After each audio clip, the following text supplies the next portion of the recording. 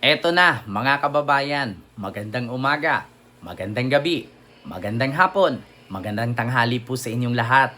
Meron na naman to tayong panibagong re-reaksyonan patungkol sa mga balitang lumalabas ngayon.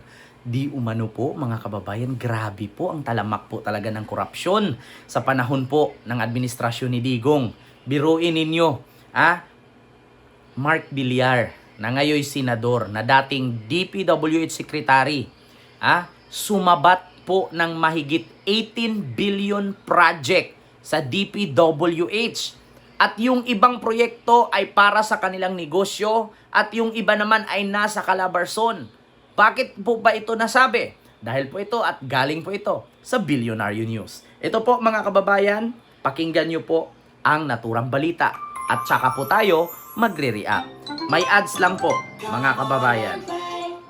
Higit 18 bilyong piso na kontrata na nakuha umano ng kumpanya na may koneksyon kay dating DPWH Secretary at ngayon Senador Mark Villar ang naisiwalat. Na-award umano ang bulto ng proyekto kung hindi sa baluarte nila sa Las Piñas ay sa malaking bahagi naman ng Calabarzon. Narito ang exclusive agenda report ni Joash Malimban. Pakinggan ninyo ha mga kababayan. We have to push for more accountability sa mga projects. Dapat dagdagan pa yung mga measures natin para hindi na maulit yung mga substandard projects. August 19, 2025, nang magsalita si Senator Mark Villar sa Senate Blue Ribbon Committee para isulong ang pagkakaroon ng isang master plan sa flood control projects at pagpapalakas ng accountability measures sa mga proyekto ng pamahalaan. Si Senator Mark ang nagsilbing DPWH Secretary sa Administrasyong Duterte mula 2016 hanggang 2021. 2016-2021, si Mark Villar.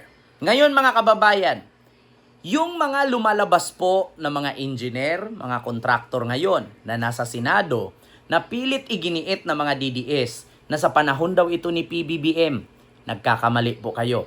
Si Mark Villar po ang nagtatalaga kay Bryce Hernandez, kay Alcantara at iba pa. Pakinggan nyo po ito. Siya rin ang naglagay sa pwesto ng ilan sa mga itinuturing na BGC Boys o Bulacan Group of Contractors na ilan sa most controversial personalities ngayon sa flood control scandal. Sa pagsusuri ng Billionaire News Channel sa datos ng DPWH, napag-alaman ng aming team na ang isa sa top public works contractor sa Las Piñas na siyang kilalang baluarte ng mga Villar ay pagmamay-ari mismo ng pinsan ni Senator Mark. Ayon sa datos ng DPWH, nakapagtala ang I&E Construction Corporation ng mahigit 4 billion pesos worth of 4 billion. Pinsan ni Mark Villar. Si Carlo, sino? Panoorin natin.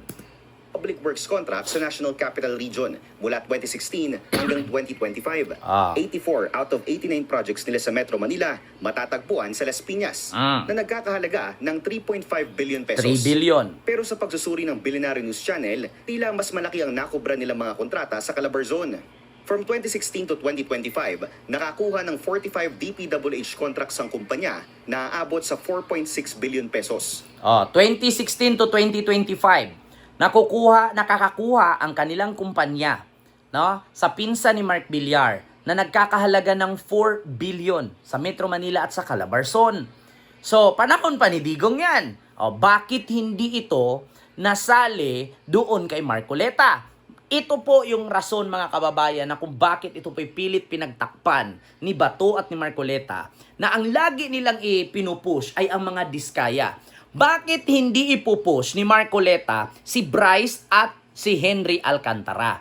Bakit doon nagpupukus si Marcoleta sa mga diskaya? Mas malaki pa ang nakuha nito sa panahon ni Digong. Ito pa. Yan ay sa kabila ng hindi nila pagkakaroon ng proyekto noong 2018 at 2019. Ayon sa datos ng DPWH, pinakamalaking bulto ng kanilang mga kontrata sa Calabarzon makikita sa iba't ibang bayan ng Cavite, na siyang kilalang lugar din ng ilan sa mga massive private at real estate properties ng mga Villar. Massive private and real estate property. So ito po yung isa sa sinasabi ni Congressman Mark Santos, mga kababayan, na nagpapagawa ng kalsada, nagpapagawa ng flood control, pero doon mismo sa loob ng subdivision ng mga Villar. Kita ninyo? Anong tawag doon? Doon pa lang sa pagkamkam nila at pagtanggap ng proyekto, conflict of interest na yon. Hindi dapat po pwede na ang pamangkin or pinsan ni Mark Villar kumuha ng proyekto sa DPWH. Kasi bakit? Si Mark Villar ay may posisyon sa government. So bawal po yun. Conflict of interest po yun. Makakasuhan po sila doon. Tapos pangalawa mga kababayan, okay lang sana tanggap natin na kumuha ng proyekto kumpara sa tao. Hindi eh. Ang proyekto po ay napunta sa kanilang real estates kung saan yung mga pabahay nila, yung mga subdivision nila na malapit sa ilog, doon ipinatayo itong mga flood control. Na kung saan mga kababayan ay pagmamay-ari naman nila ang mga kalupaan na ito at hindi po ito government-owned. Nako po mga kababayan, ito pa. Ang kasalukuyang authorized managing officer ng kumpanya, si former Las Piñas Councilor Carlo Aguilar. Carlo Natalo Aguilar. siya sa nakaraang halalan. Matapos kalabanin sa pagka-mayor, ang pinsan din itong si April Aguilar. Tumakbo si Carlo sa ilalim ng Villar Matriarch at nooy congressional candidate na si former Senator Cynthia Villar. Sa mga nakalap na dokumento ng Billionaire News Channel, tila nailipat lamang ang kumpanya sa pangalan ni Carlo Aguilar nitong nakaraang taon. Base yan sa isang 2024 contract ng DPWH. Nakaraang taon lang inilipat.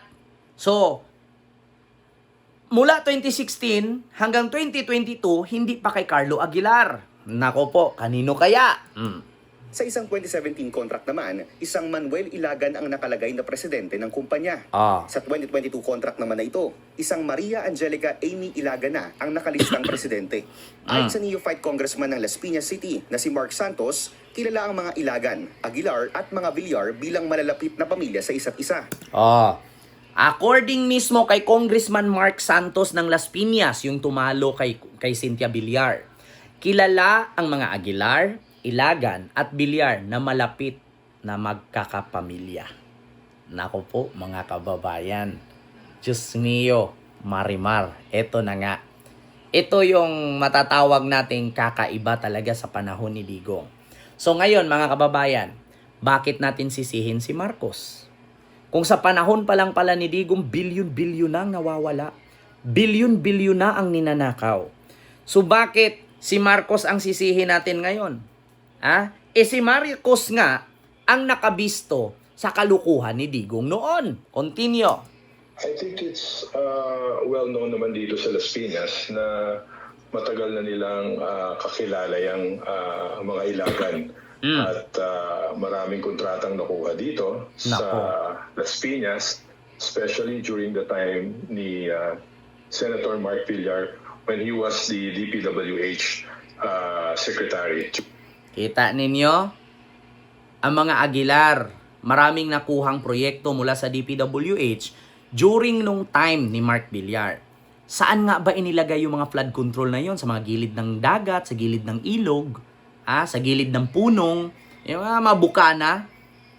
Sa proyekto po nila, sa kanila pong negosyo na tinatawag po ng mga real estates property. Yun po yung mga binibentan lang house and lot, mga subdivision. Na kung saan yung DPWH project na para dapat sa gobyerno, para sa publiko, ay doon ipinasok, doon ipinagawang flood control sa ilog, ipinagawang kalsada, papasok sa kanilang mga subdivision.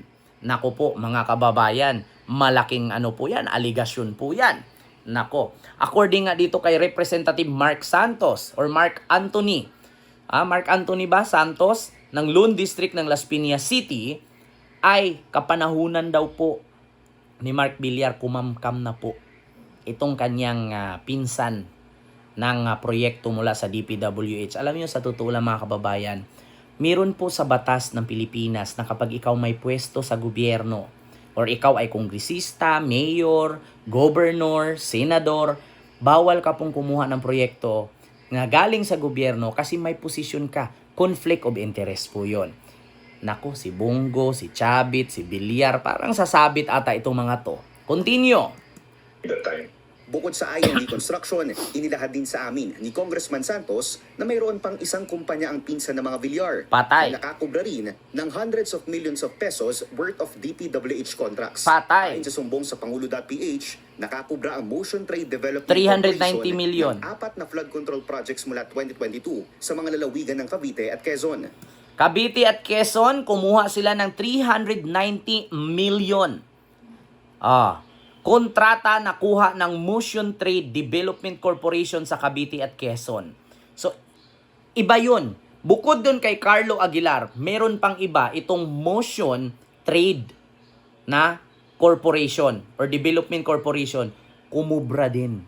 Mahigit po 18 billion po ang kanilang nasabat na proyekto sa DPWH, mga kababayan. Nasabat or nakuha. Yun po yun. Continue. Abot ang presyo ng mga kontrata sa 390.9 million pesos. Ang authorized managing officer, mismong si Carlo Aguilar din. Sa pagsusuri ng Billionaire News Channel, walang kontratang hinahawakan ng Motion Trade ng mag-isa at laging may ka-joint venture. Nako. Dalawa ang nakita naming common companies na laging katuwang ng Motion Trade. Si Carlo Aguilar. Ang IME na pagmamayari rin ng mga Aguilar. At ikalawa naman ang Omnicon Builders na pagmamayari ng isang Lloyda Dumali. Nakakita ang aming team ng dalawang kontrata ng Motion Trade at Omnicon Builders sa Las Piñas. Nako. Parehong flood control structures na nagkakahalaga ng 93.5 million at 85.9 million pesos. Million, Ayon kay billion, Congressman Diyos ko. Santos, mayroong 4 na contractor sa Las Piñas na nakakuha ng pinakamalalaking bulto ng mga kontrata ng DPWH.